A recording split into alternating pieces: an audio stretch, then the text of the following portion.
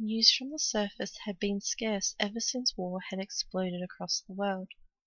Nations fell, and the humanity was plunged into a darkness that made the earth barren and uninhabitable. The last we heard about the surface said that millions were dying from famine, illness, and tribes warring over resources. That's when we decided to come back to the surface. We couldn't let the food go to waste. I like it when the doctor visits my room. Sometimes we color, sometimes we just talk, sometimes we play with blocks. Sometimes we do ink blots.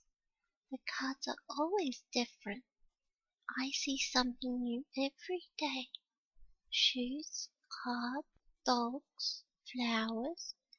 Dr. Harris says they're typical, but I know that they make her happy. Mummy is getting excited.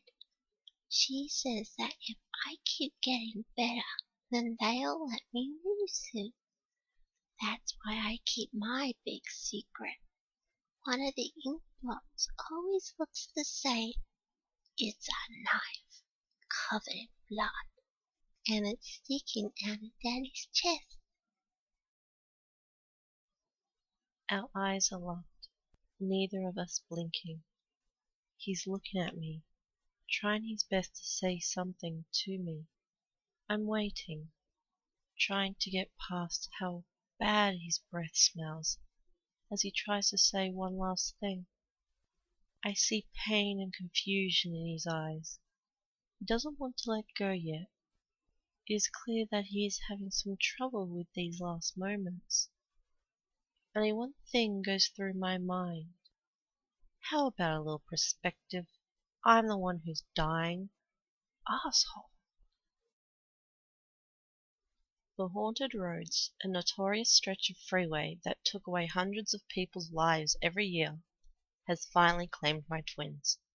While witnesses said that he was driving too fast in heavy storm, locals said it was the paranormal beings in there that encouraged him to do it. After the funeral, and everyone has left, I stand alone beside his final resting place. I couldn't resist, I say with a bitter smile. They said the reward would double if I offered you. I saw him again tonight. Walking home from work, I spotted him moving briskly towards me. He stood about 10 feet tall, but was hunched over and walking on all fours like a dog, using his knuckles for support. I honestly have no idea what he was. Suddenly I began to sprint. I was so used to seeing his gaping mouth and bloodshot eyes that it didn't faze me anymore. I ran and ran, and heard his bloody fists hitting the ground hard behind me. Soon I noticed a group of people at a carnival and quickly made my way to there. The creature ran up next to me, stopped, then looked at the crowd of innocent people. Then I patted him on the head and asked, "Are you hungry?" The fear of spiders is arachnophobia. The fear of heights is acrophobia. The fear of darkness is nyctophobia. The fear of me? Just look under your bed and we'll find out. When he told me it would take all my stress away, I was sold. I had tried every form of antidepressant available from my psychiatrist, but they all left me feeling the same, if not worse than before. This little pill will solve all your problems, starting just after the first dosage, I guarantee it. Fast acting and effective. I was sold. It wasn't until I swallowed the first capsule with my morning coffee that I realized it was a cyanide tablet. But I'm not angry. Oh no, how could I be? It's the only product I've ever tried that did exactly what it claimed to do. In death, there are no problems.